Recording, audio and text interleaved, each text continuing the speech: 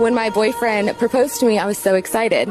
But 5 months till the wedding, which the wedding was supposed to be tomorrow, he told me that he was having doubts and wanted to postpone the wedding. So I ended up just calling it off. He's been trying to contact me here and there. So I was just wondering why he wants to keep me in his life but not commit. How old is he? 27. Yeah, see, he just ain't ready.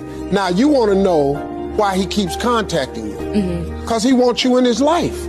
Does he have the job of his dream? No. Hello.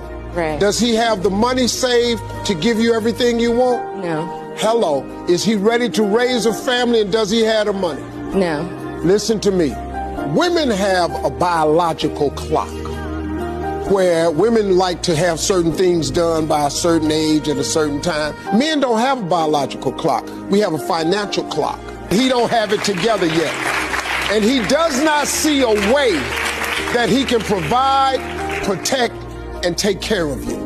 He don't see the clear path. So now he got to back up.